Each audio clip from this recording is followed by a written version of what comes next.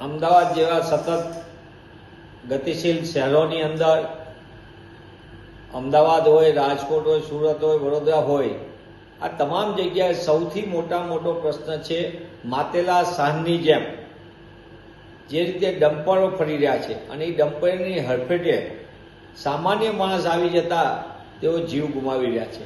આવી ઘટનાનું વધુ એક આજે એસજી હાઈવે ઉપર અમદાવાદ ખાતે ડમ્પરના હડફેટે આવતા એક બહેનને ગંભીર ઈજા થઈ છે. હોસ્પિટલમાં સારવાર હેઠળ છે. જીવન મરણ વચ્ચે ઝોલા ખાઈ રહ્યા છે, પણ તંત્રનું પેટનું પાણી હલતું નથી. આ માતેલા સાંજની જેમ મોત માટે ફરતા હોય એવી રીતે આ ડમ્પરો ને પણ કોને મંજૂરી આપી છે? આ હપ્તારાતના કારણે બે રોકટોક આવા ડમ્પરો ફરી રહ્યા છે અને ડમ્પરોના કારણે અનેક લોકો જીવલેણ અકસ્માતનો ભોગ બને છે, જીવન પણ ગુમાવે છે. એ પછી નાનો બાળક હોય કે નોકરીએ જતો કોઈ કર્મચારી હોય, ભાઈ હોય કે પછી બહેન હોય, આ ડમ્પરના અડફેટે આવ્યા પછી તેમની જે મુશ્કેલીનો વધારો થાય છે. છતાં તંત્ર એક પણ અકસ્માત પછી કોઈ પણ પ્રકારની સંવેદનશીલતા દાખવતી નથી.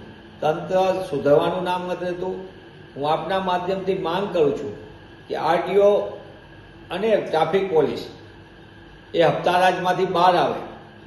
ભ્રષ્ટાચારના પાપે માનવ જિંદગી હોમાઈ રહી હોય તેવા સંજોગોમાં તેમને પગલાં ભરવા જોઈએ, પણ ઉલટાનું દરેક અકસ્માત પછી સબ સલામતની જેમ તેઓ હપ્તા લઈને આવા મોતના રીતે ફરતા માતેલા સાંજ એવા ડમ્પરોને કોઈ પ્રકારની રોક લગાવવામાં આવતી નથી. તાત્કાલિક રોક લગાવવી જોઈએ, કારણ કે માનવ જિંદગી કિંમતી છે અને એની માટે નીતિ નિયમોનું સંપૂર્ણપણે પાલન થવું.